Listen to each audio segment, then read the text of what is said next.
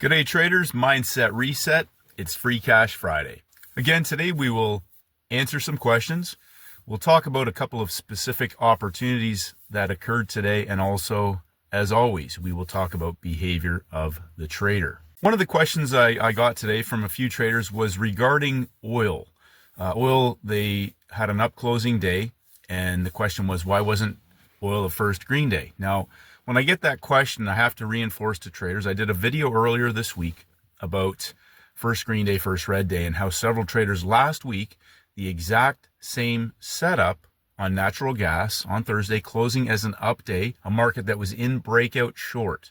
Lower lows, lower lows, lower lows, pumped up on Thursday, closing as a first green day. It's not a first green day trade setup. It's an up closing day in a broken out market short. Oil did the exact same thing this week. And so lower lows on a Thursday, closing as a first green day, but not a first green day setup. It's an up closing day in a market broken out short. Now here's the thing. We have a signal. Okay, so you've got a first green day signal or a green day signal on a Thursday in a market that's broken out short. How does price behave on the day? That is the most important thing. So I encourage traders to go back, print off charts. If you're looking for a first green day, I said this in the video, you should have 10 charts of first green day setups on a Thursday that are actual trade setups and how they play out. Now, the next thing with that is it a dump and pump template or a pump and dump template? Now, today was a textbook pump from the US close, coiling sideways, breaking out again, triggering breakout traders, but pulling back. And you'll notice if you go look at the oil chart, if traders were long in that market on the breakouts, how much time were they in profit? A very important thing to understand. They pop the top, they pull it back. They pop the top, they pull it back. Triggering breakouts, getting traders to go long, and then breaking down below closing price. Paul Tudor Jones. Think of your entry point as last night's close. We had a little peak formation low form. They pumped it into the closing price level just prior to 9 a.m., the start time of the old pit trading for oil futures. 9 a.m.'s inside of that coil. That's a day zero type template. I talked about this yesterday, that we can have smaller versions in a 3-session parabolic coil right into 9 a.m. for the blow off down through the low of the week. Now, another part of that chart, if you go look at oil, the wick, it for the most part was almost an inside day, except for at one time they wicked down. I have to go check. That may have been on the natural gas storage release. It spiked down to the low and then pumped back up. So everybody above the body of that wick candle, I draw a line across there, because as soon as price breaks through there, everybody is trapped up top. So a lot of traders go long thinking the pin is the low. They're holding on to that. It's rolling over. It triggers breakouts. It's rolling over and goes parabolic because it has traders trapped who thought they were in the money. The same thing above closing price. It acts like a neckline.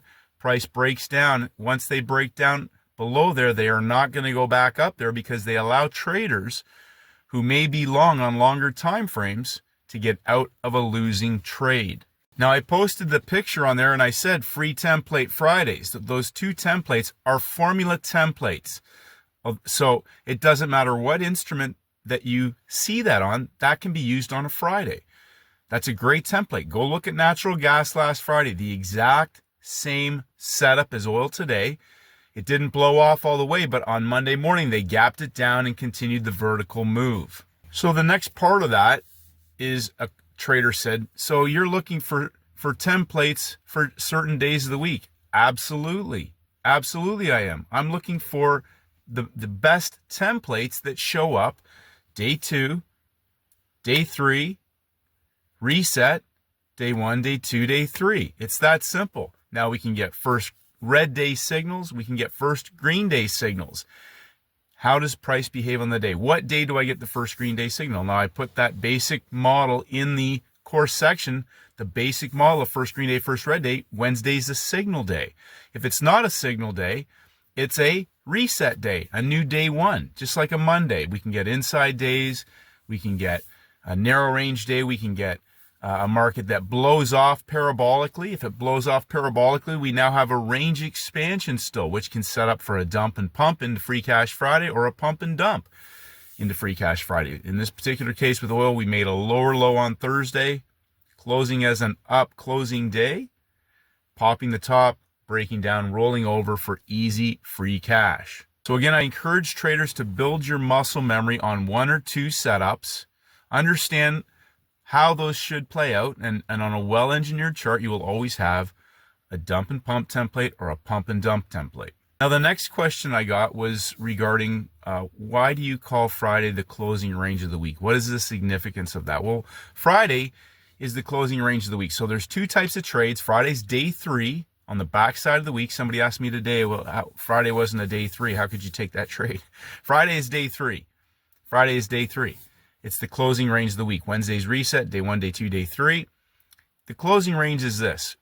If it's the closing range on a well-engineered instrument that is setting up, it'll either be a range expansion trend trade or a reversal trade from high of the week or low of the week back to high of the day or low of the day. We're looking for markets that offer us a signal. Last week we talked about inside days. We had a couple of inside days on Thursday. Another signal, markets that close in breakout. When breakout traders, when a market closes in breakout at the high or low of the week, when we see that on an instrument heading into free cash Friday, we now have other time frames potentially caught down low or up high if the market sets up accordingly.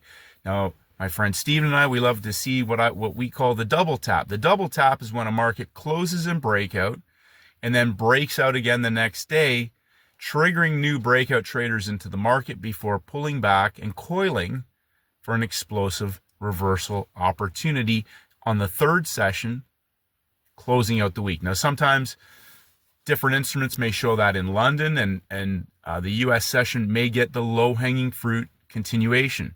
Another factor that can change some of those templates is if we have major red news on the calendar. High impact weeks, FOMC, CPI, and of course non-farm payrolls. But inevitably, I want you to think about one thing. Most instruments will offer one great opportunity a week for an ACB trade setup. Now, some of those may come in Asia. Some of those may come in London. And of course, we're hunting, if I'm in the New York session, I'm always hunting that New York session opportunity. I look for an opportunity on the backside in Asia. We saw a great trade Friday morning in Asia, Thursday night for North America on gold, a market that coiled into the close of the market in a parabolic coil. I wasn't here. I wasn't able to trade that, but that is actually one of my go-to setups on the backside when it presents. Sometimes we'll get a first red day or a first green day on metals that go parabolic in Asia. Really important to just emphasize sitting on your hands and knowing what type of setups you're looking for. If you're just constantly trying to catch the high and catch the low, my question always is, yeah, but where can you scale in with size? Where are the sizable opportunities? And the reason why I like markets that coil is because when they're about to explode, they're driven by all time frames. Daily, 4 hour, hourly, 15 minute, 5 minute, whatever. We have larger time frames driving those moves. And sometimes when they blow off, other time frame traders are outside of those boundaries taking the opposite direction, which is why I talk about my friend Steven. He likes to trade reversals after 10 a.m. when markets are in breakout or breakout and are setting up for the reversal trade setup.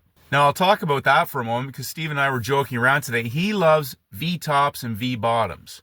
And I don't like that. I like markets that go sideways and are about to go parabolic.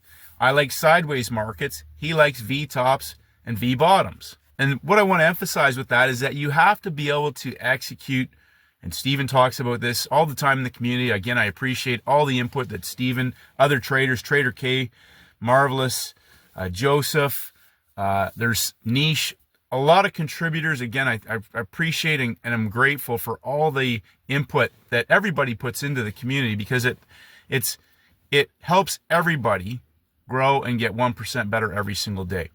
But one of the things that I want to emphasize with that is that traders will trade setups that you have rinsed and repeat that are easy money making setups that you resonate with the best. Steven likes to trade reversals. I like to trade parabolic coils. So I'm always hunting certain setups, but we also have certain setups that we completely resonate with. The monkey hammer, and that's on the backside of the week. The most important thing though is to keep everything simple. Simple, simple, simple.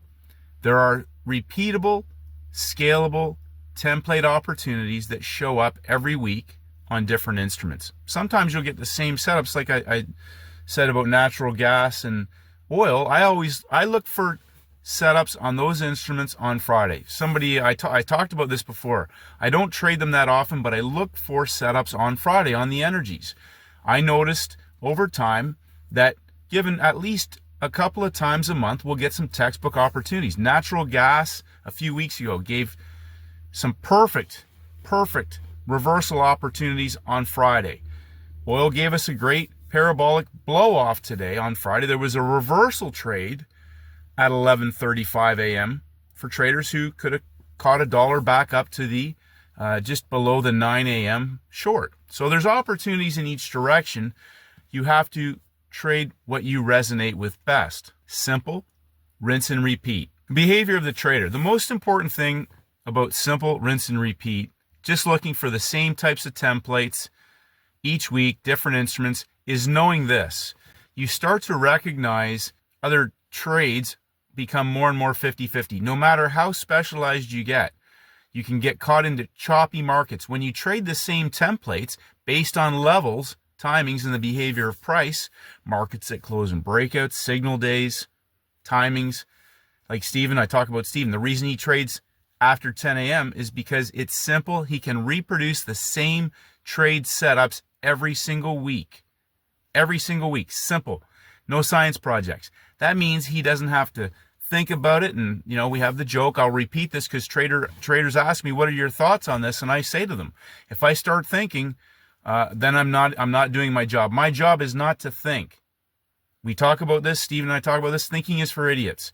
You either know exactly what you're trading and the setup that you're going to execute, or you're looking for the next instrument that might have the same setup. So we get 4 signal days. Here's a great example. We might have 4 markets that closed in breakout near or at the high of the week on Thursday. I'm looking for a reversal. 2 of them set up for reversals. The other 2, one's messy and the other one is just going sideways into consolidation. No price movement whatsoever. The 2 that are setting up properly, one doesn't break out again. The other one kind of trades underneath. It eventually fulfills a reversal template, but the one that breaks out and coils, reverses, is the one I'm looking for. Why? Because I want to see breakout traders triggered again. That may give a higher probability of that market going back against new longs that have been triggered in, as well as the longs from the pump coming out of the US session. That's one of my criteria. We like to see the double breakout. That just gives a bit more reinforcement when that market sets up for the reversal that it's going to go and put pain into traders on longer time frames that have been triggered in at the new high of the day or that are holding from the previous day's pump in the US window. I'm looking for easy, simple, repeatable, zero stress, zero emotion, zero thinking, and zero trade management. Now, if it's nail and bail, usually they'll be over quick. They'll clear out the target. You're one and done. You can get on with your day. Now, nobody has to agree with that. Nobody has to agree with that.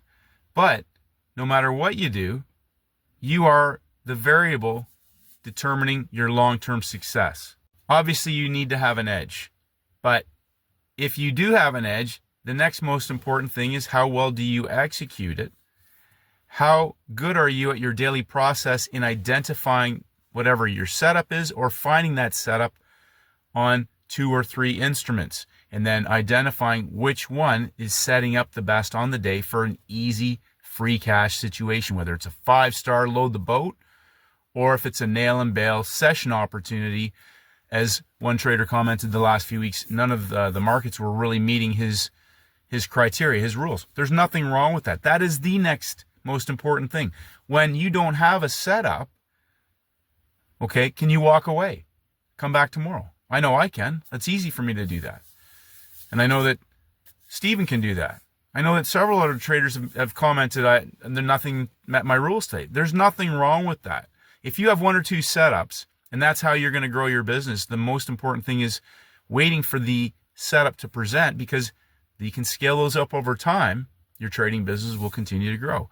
And then once you hit a certain point in size, then that's, the most important thing, because you realize you only need 1 or 2 trades in a week of ACB templates, and you can significantly compound your trading account.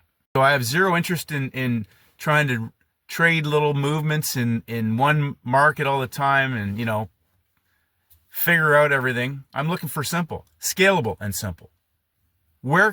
Think of it this way: setups that are going to be able to handle size, and like Steven says, the market can handle any size. It's going to do what it's going to do regardless.